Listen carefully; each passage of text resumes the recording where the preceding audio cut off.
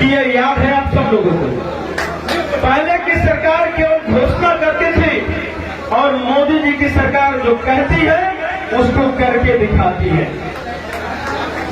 आज देख लीजिए, मोदी जी उस दिन बोल रहे थे कि अब पाक में जो जम्मू कश्मीर में पाक अधिकृत कश्मीर का जो व्यवस्था है उसको हम छोड़ने नहीं जा रहे।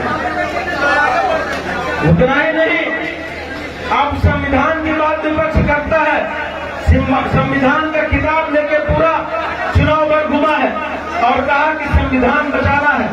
कहते कि नहीं कहते विपक्ष के लोग, भ्रमित किया था कि नहीं किया था। लेकिन जो संविधान के बारे में कुछ जानता नहीं है, केवल किताब लेके घूमने से भारत की संविधान आप नहीं पढ़ सकते हैं।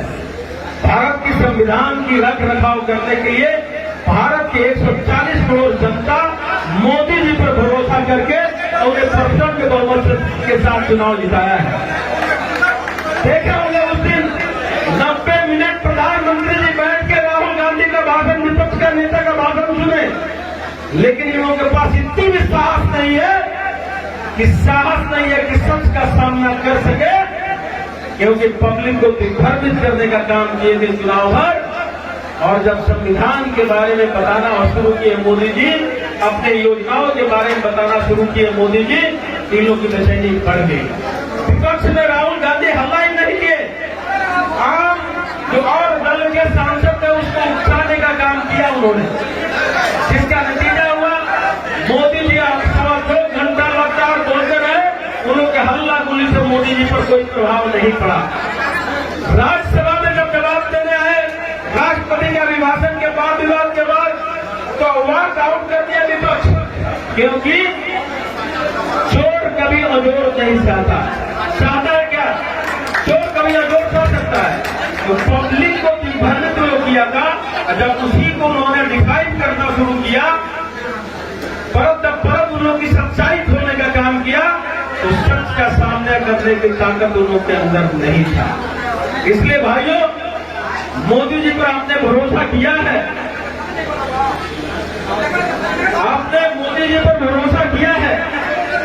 मोदी जी ने कहा है कि 2047 तक भारत विश्व का सबसे मजबूत देश होगा, चाहे वो आर्थिक स्थिति में क्यों न हो, चाहे आंतरिक दृष्टिकोण से सैन्य शक्ति क्यों न हो, भारत का कूटनीति क्यों न हो, भारत की गरीबी रेखा से बाहर निकाल के लोगों का जीवन स्तर बदलने में लगता है। 3 लाख मोदी जी अगर काम कर रहे हैं तो वही ये लोग बुराई करने का काम करता है। क्या इस भारत का संविधान हक नहीं देता है कि एक गरीब का बेटा प्रधानमंत्री बने? देता है कि नहीं देता है? मोदी जी जब पहला बार 2014 में प्रधानमंत्री के रूप में शपथ लिए, तो क्या लोकतंत्र के पवित्र मंदिर पर सस्तान गठबंधन करने का काम किए कि नहीं किए? उन्होंने कहा कि नहीं, सबका साथ सबका विकास, सबका सहयोग से सरकार चलाएंगे, किए कि नहीं किए? सबका साथ लेकर चले कि नहीं चले?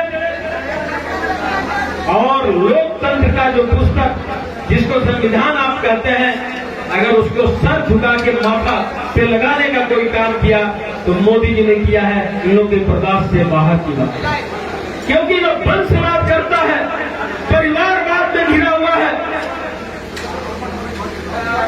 लेकिन मोदी जी पूरे देश को अपना परिवार मान के चलते हैं। चलते हैं कि नहीं चलते हैं?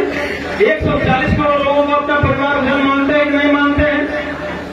इसलिए भाइयों, आप जिस ताकत और उम्मीद से एक वोट देकर एक प्रचंड बहुमत की सरकार आपने बनाया है, भारत सरकार भी आपके लिए कदम में कदम मिलाते चलने के लिए तैयार है। और अपने आप को गौरव महसूस मैं करता हूं कि आप जैसे नौजवान साथी, बुजुर्ग अभिभावक, मेरा अपना भाई, अपना चाचा है कि आपकी आशीर्वाद, आपकी ताकत मेरे साथ खड़ा रहा और आपकी चिराती धूप में मेरे ऊपर भरोसा किया और एक एक सीट जिताने का काम किए। और मोदी जी के कैबिनेट में आपका भाई, आपका भतीजा आज बैठ के काम करने का गौरव प्राप्त किया है, तो आपकी ताकत, आपकी आशीर्वाद करेगी। इसलिए मैं बधाई आप सब लोगों को देता हूं और भरोसा दिलाता हूं कि चाहे एनएच का काम हो, चाहे या भारत सरकार की जो भी स्कीमें हैं, अभी शिबू जी ने बोला कि यहाँ डिग्री कॉलेज की जरूरत है। मैं शिबू जी बता दूं कि शायद कोई ऐसा मंच होगा जिसमें जगदीश जी के साथ हमने शेयर किया हो, उसमें मैंने अपने बात को नहीं रखा हो कि चंपारण में 18 प्रखंड है, 18 प्रखंड में मात्र उस समय 3 डिग्री कॉलेज हुआ करता था। टीपी वर्मा कॉलेज नरकटियागंज, राम लखन सिंह बेतिया और एलजेके कॉलेज।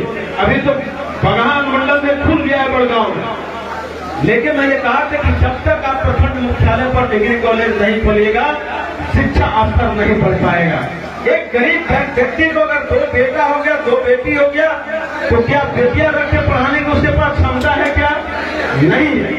लेकिन मैं नहीं कहता, जो पूर्व की सरकारें कांग्रेस की नहीं है 90 के पहले, 2005 के पहले, वो शिक्षा पे काम ही नहीं किया। उत्तर भारत में अगर काम किया तो दक्षिण भारत में किया।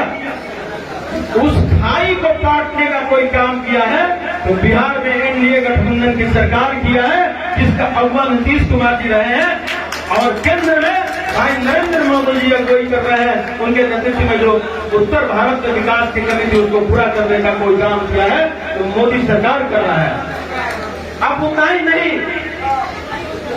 नॉर्थ ईस्ट का स्थिति जाके देख लीजिए, वहां भी अगर विकास की पटरी पर ट्रेन चल रही है तो मोदी सरकार का देन है।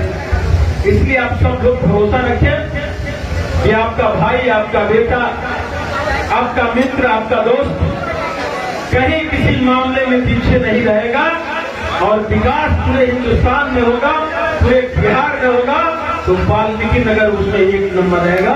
इसी शब्दों के साथ आप सब लोगों को मैं अभिनंदन करता हूं, स्वागत करता हूं, बहुत बहुत बधाई देता हूं। धन्यवाद।